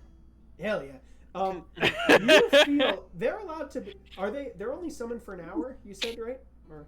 I can keep it going, but that's more spell slots. Gotcha. Let me just double check here. Flock of Familiars, 1 hour. Yeah, it takes a minute to cast it. Concentration, 1 hour. Okay. So I imagine at the end of it, I could just again for more slots. Because I think that it's about, based on what you can see, it looks like they are staying about a day's travel behind you, which at their speed is like about. I seem to recall it was about 30 miles that they can. How do we see them? It's flat, dude. I can see. Oh, it's just flatlands. I don't know if you've. Okay. I am in the desert. I can see the highway from here, and I can watch every single truck going by on the fucking highway. And that's like 30 miles away from me. Yeah, and that's about a day's walk. Yeah. So it's like a damn sheep. You're watching them begin to. So I mean, but to be fair, at their speed, it's about an hour. You know what I mean? Yeah, they're fast. They're fucking. Fast. Okay. Yeah. So I'll reset I'll just put myself in for 2 hours of it. C-Tag, you actually. Ooh. Oh yeah. You blink into Toe's mind, and as he's beginning to approach, you do see the campsite. And it's at the moment it just appears to be tense. They don't really appear to have anyone on watch, because this is in the evening as you guys are settling down for your evening, right? At the point where you have now sent him out to go and see them, right? They all appear to be sitting down in their tents. He goes, boss, I'm gonna fly in closer to go take a look at what's going on. All right. You see as he begins to flutter down, he lands briefly on the top of one of the tents and bounces off. And you're looking through his eyes, and you see in front of him that you watch as a robed figure comes out of a tent and begins setting up a dinner portion. Toe is very focused on this. And he is blasted in the back for what is, let's see, I believe at this level it's a couple of these. Okay, give me one moment. Yeah, he's blasted in the back for 25 points of damage. What? Yeah. Does that take Toe down?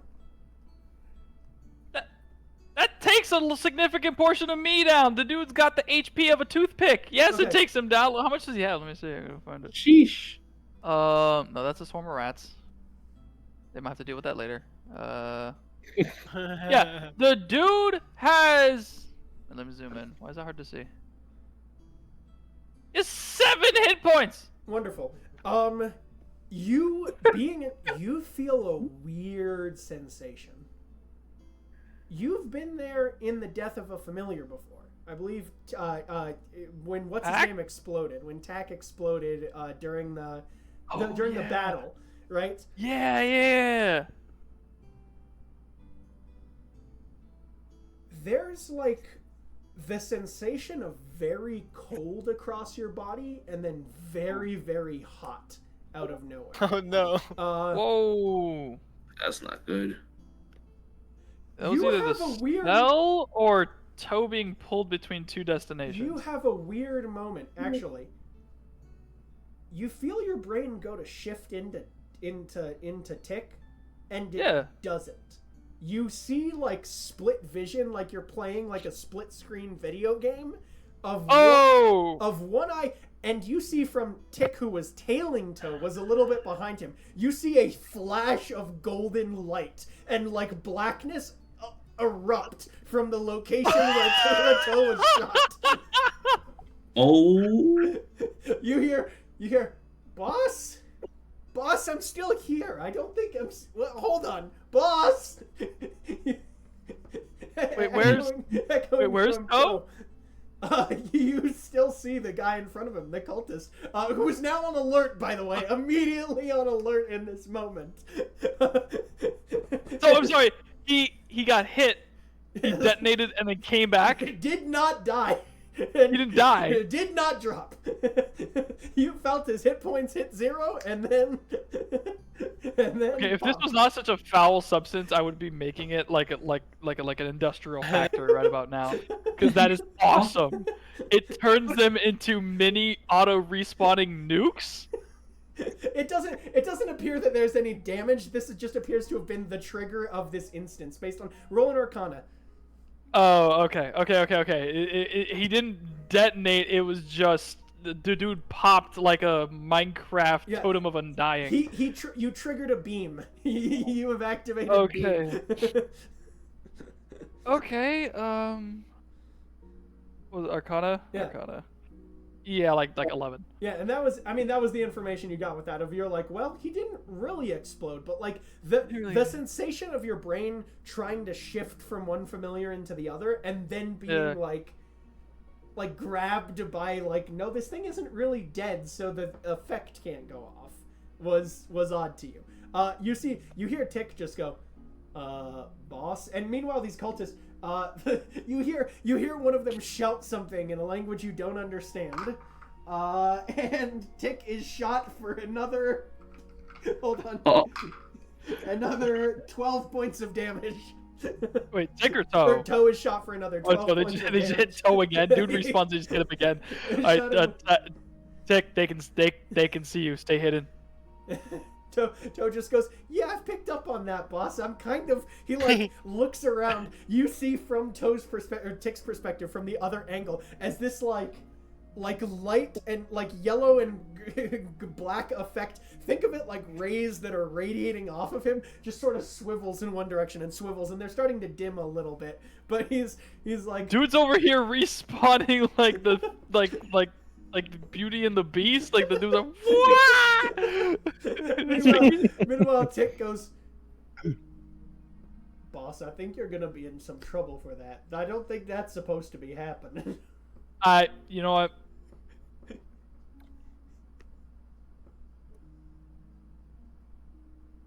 Just stay hidden. Good fucking. It's always something. So they can see them. They can see Toe. They cannot see. So they can. In this moment, Tick is still invisible. But well, they hit him while he was invisible. Yeah. They keep. Oh no. Sorry, Tick did not. Only Toe has this effect going on. Tick does not have this effect going. No. I know. Okay. But Toe was invisible. Yeah. They just keep pinging. And they hit him. They seem to have. He rolled really low on his stealth check. So. Oh, okay. So it's not. Okay. So it didn't seem like they just sniped him. Like, oh yeah, we just see you. Maybe they can see invis. You have no idea.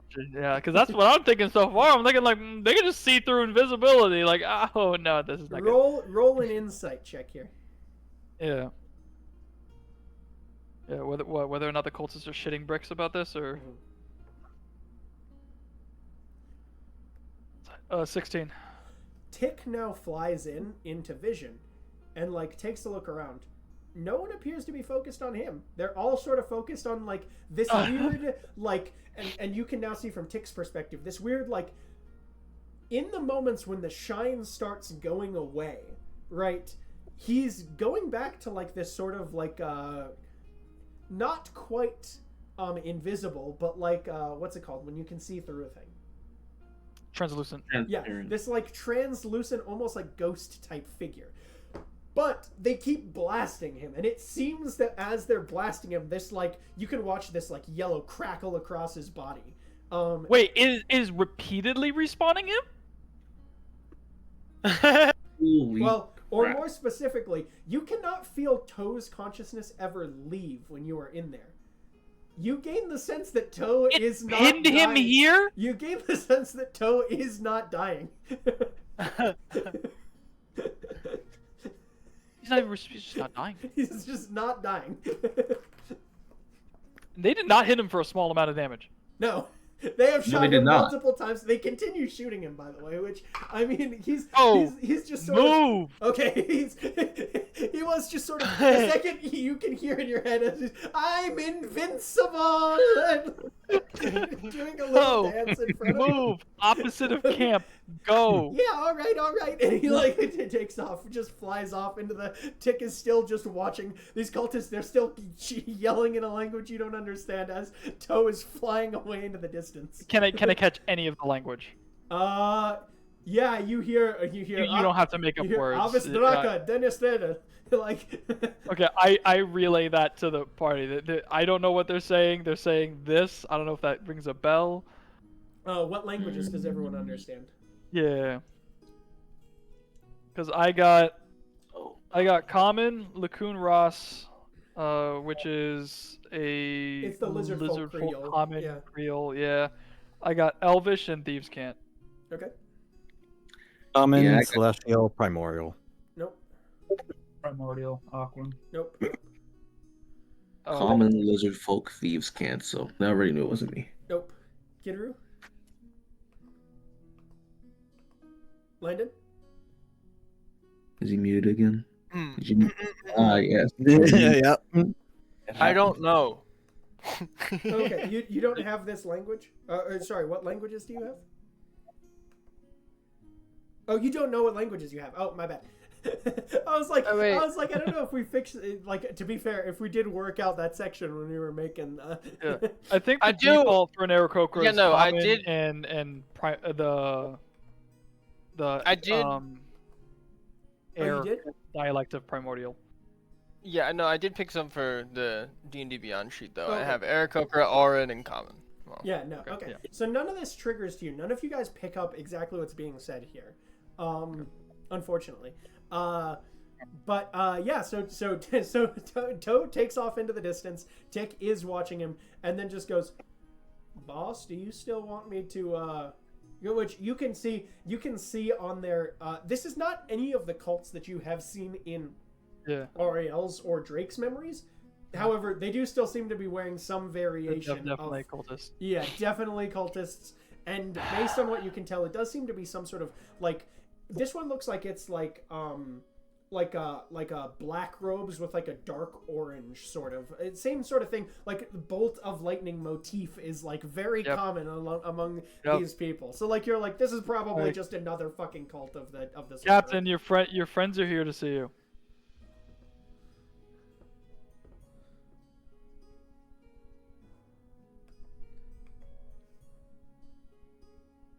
He's not talking to me. They're coming. What'd you say, Travis? So that's what he meant by they were coming. Hmm. And you let's see. So yeah, it sort of seems like they're just taking Alright, look for I'm gonna tell Tick. Go ahead, look for a shrine, an insignia, a symbol, amulet, something. Yeah. He does a little sneak around. Let me tag his because you've got it for one more hour. Yeah, he got a +5 to stealth. It's really the only skill Okay. bonus that the Quasit has. Wonderful. And advantage And- if invisible. No, rip. Oh, well, with advantage. Okay, barely no. So you see, Barely no. there's like a sound effect that like Damn. he's going to like sneak into like he like goes to fly through the tent, and he does manage to see inside this tent, but like there is what appears to be a cultist that is just walking out. Like he like does like a quick look around. It appears that there's no No, you don't see any statue. You don't see any, like, he's able to get through a little bit of it. There's no statue that you can tell. They do have, there is, you see emblazoned actually on the inside of the tent. There is that, it's all colored to the same coloration as their cult, but it does appear to be that cumulus cloud, or a cirrostratus cloud with the lightning bolt cleaving through. And this one appears to have what looks like a, grinning skull that is also, like, at the top of it. Interesting. Mm-hmm. What seems to be the racial makeup of the? But among all of them, there are a number of Dragonborns. There are a number of Aarakocrans, actually, and there are 1 or 2 Eladrins. You can tell. Oof. Interesting. What? Yeah. Not a lot of Aarakocran. Yeah. Like just. When we catch one of these, when we catch one of these bastards who wants to bet that was Draconic, I'm betting on Draconic. And at that, as this guy's walking out, he runs into the invisible thing. He goes, "What the hell?" And and with that, Tick gets blasted. Dodge. Nope. And that, because I assume his AC is less than 22, right? 13. Yeah. Okay. Cool. I wanted to make sure. I just yeah. So kaboom. He is as far as I know, all 3 are just, unless they get like follower levels or whatever, right. They're just flat. Yeah. Little with the simple. I mean, makes sense. But Yeah. So your vision now shifts fully back into Toe as he's like flying away, and he's like, yeah, okay. So what? Wait, you want to? Should we be? He's like flying back towards you. And actually, Jean-Jacques, as the spell fades out, Toe is still there. What? Yeah. He goes, wait a second. Wait. Boss? Wait. So? Boss? So? Yeah, I can hear you.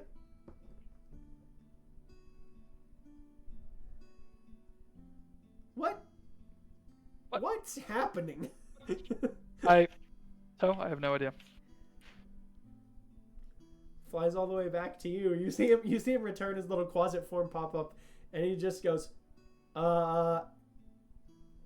He points at the rest of you. I just pick him up to inspect him. You see him turn around. He starts like pointing at people. Kidru, you see him point at you, and he goes, "Are you alive? He goes, am I alive? Are you alive? You're alive. You're alive, Toe." I like poke at his like little closet gut. Seems. I am alive. Does he still have that yellow tinge about him? Yes, and it's glowing now. It is slightly glowing. He's glow. Okay, so Yeah. he's still like, charged. Like there are these little, and what now appear to be like streaks of his veins through his like dark black closet body that are like radiating. Think his blood would usually be black, right? Think Japanese kintsugi is like what's going on right now with him. Okay. Yeah. Hell, man. he's just sort of glowing, and he's like, I don't think I'm supposed to. Am I supposed to be here still? No. Okay. Did you do this? He points at you. No, it was you who decided to chug the entire bottle. Oh, that was what did. Okay, all right. Yeah, whatever that was did this. So we'll figure this out. Yeah. I've been feeling a little gassy since I had that. If that's how you describe that, Really? Yeah. It's like when you eat something that just like it doesn't really agree with you, and you can just sort of feel it. Yeah. Huh. So about the cultists, what do we do about those? Apparently they're scared of Toe. We head in the opposite direction. They hurt. They do a lot. Asking me for advice? You have advice? I'm rolling Because that hurt. I felt it too. I think that we should probably shoot them as much as possible. Are we on the I right like track here? Okay. Good idea, Toe. Yep. Awesome.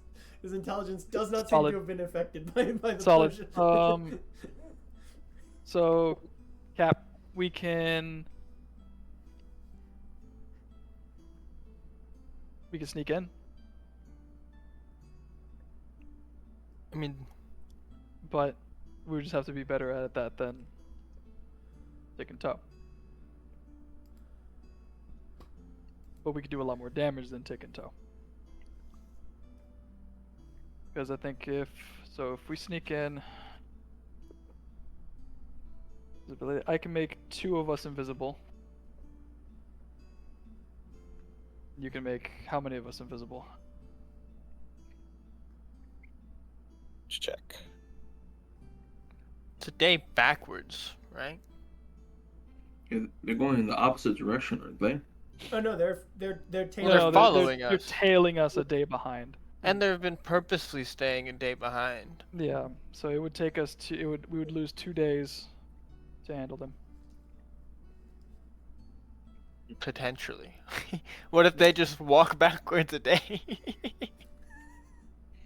Oh wait, yeah, we'd have to be invisible. Like we'd have Quite a ways, quite a if ways they're out. purposefully They could keeping their see- distance. They might just walk back. Like I don't. Oh, I'm just to put this out there. Or they just happen to they be could traveling at the see- same pace as us. If they could see through the invisibility of your closet buddies, something tells me that ours won't matter. I think we should just keep going. I think they just tripped. I think they got really unlucky. Because they saw Toe first, and Toe didn't see who saw him, but Tick saw but Tick saw it happen, and Tick wasn't caught. He was right in front of him. Tick wasn't caught until he literally got punted by one on accident. Hmm. So I don't think that's the case. Unless mean, they I could sniff him out some other way, but that didn't seem to be what was happening. We gotta think about our supplies too. True. I mean, it's impossible for them to make an entire day's ground on us in a day. And to be no? fair, what we could do is we could set an ambush. Half of us go forward, and some of us stay behind, waiting in ambush. When they catch up, we attack at nightfall, and suddenly we don't have to worry about supplies anymore. Is interesting. So they do the moving. We wait. Some of us will continue, and then we'll catch up. We'll give some type of signal that. Won't they notice the change in the amount of horses' footsteps though? Send all the horses. Send all the Yeah. horses forward. Send all the horses forward. Let the tracks look identical. Wait, but then Look you like we tore down camp. a day And then behind a with few no of us horse. stay behind. No horse. We'll stay behind, and then then the camp that's ahead can wait. Hmm. But Out then of there's curiosity. a problem. There's a lot of them, and they hit hard. Did you see what type of spells they were casting? I assumed by your description it was lightning. Roll a Well, let me check one thing. Well, because I mean, Tick was like watching it, no? Yeah. Yeah. Well, so I was gonna say roll an Arcana check here. Okay. Rid of those. It feels like an If you element. describe it, can I help? Huh? What was that, Travis? So I would describe it. It looked like this. And I would do a help action. Okay. Oh yeah. Okay. Yeah. So you can roll that with advantage. Okay, good, because I needed it. 16. 16. It looks like it's It's funny, I'd be the only warlock to do not I- recognize E-Blast.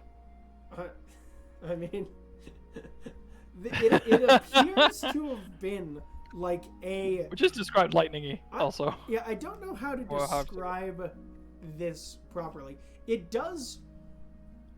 You haven't, you when you were like sort of connecting to the fish for magics, there was like, I don't want to say skill tree, but there was like some variation of him being like, "What do you want to do?" And it does seem like it was a variation of Eldritch Blast, which is But it does. You were in tow when it happened, and you definitely felt lightning damage. Which is odd. You know, you aren't like super familiar with how the spell works, but like that does seem a little out of place to you.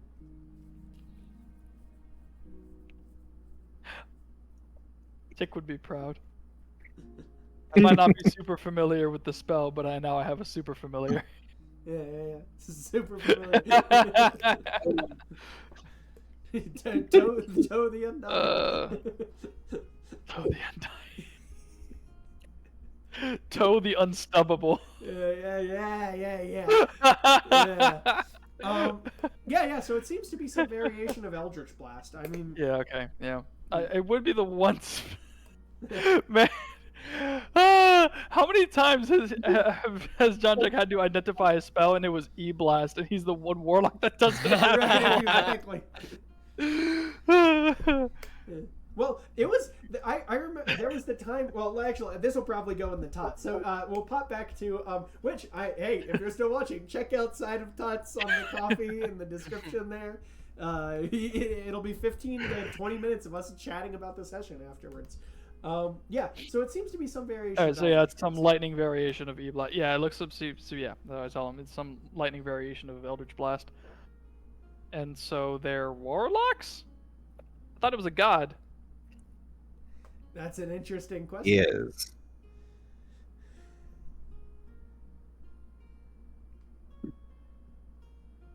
What's the difference? Do you know anything about a laughing skull? Do I know anything about a laughing skull?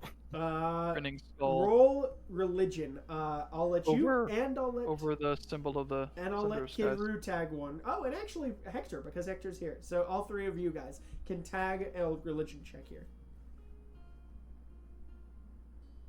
Dirty 20. Dirty 20? 21. 21? 12.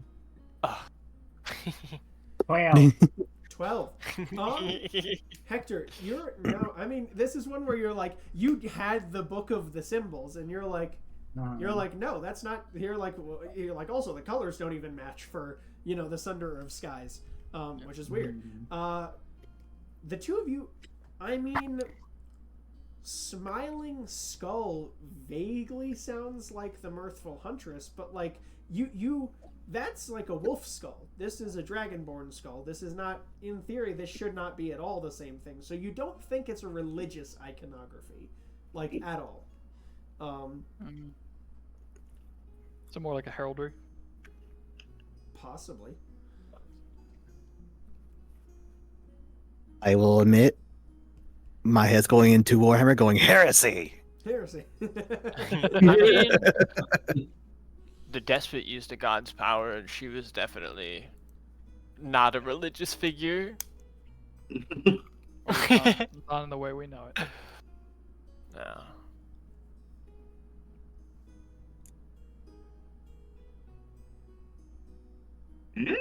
I got no idea. I mean, yeah, I don't know why they would be warlocks.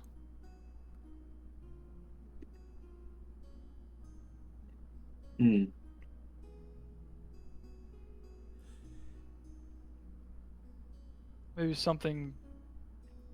Build a vacuum? I wasn't calling for the fish.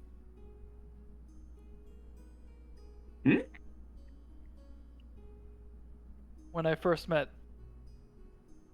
is a strong word. When I first talked with Kleck, I wasn't calling for him. Calling to anything that would answer.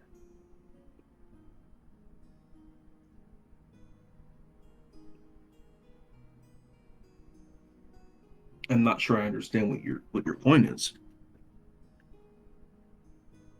Maybe they're calling to something that didn't answer, but instead something else answered. Oh. And and they still think it's that first thing. Mm. The Sunder Skies. Right. Okay. That's fun.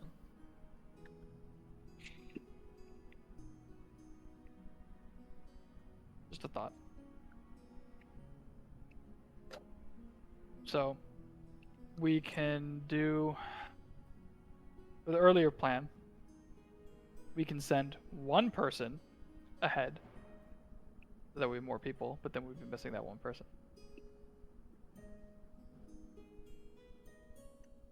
Because then we might have enough. We should have brought people with us. We should have brought followers. That would have been awesome. Why didn't we do that? Mm-hmm. We have a crew. We were with our crew. I'm mad. You didn't even think about it. That would have been amazing right now. I'm like, oh hey, Archie, take the horses. Go ahead with whatever other NPC. Go ahead, and then we'll all stay back. And and I guess the question of whether or not, no, because it would take like a whole day to pull this off, so I couldn't even send Tick and Toe to do it. Then, because they're not strong enough, we already answered that question. Sure. Okay, well, You guys I ponder guess. this. Ponder this plan. And I think, where are we at? Hour 51 in. As you guys sort of go to ponder, and you know, this is getting towards late evening. I'm assuming you guys will be discussing it over dinner. As you go to take your evening shifts, Hector, you hear again, awake this time, just in the back of your head. You just hear, I could be of great use to you, Hector. I pay it no mind. Wonderful. And with that, we bed down for our night of sleep, and that's where we'll end today's session. Planning, determining what will be done about these cultists following, and we'll resume next week. See y'all next Wednesday. Appreciate it. See ya. There you go.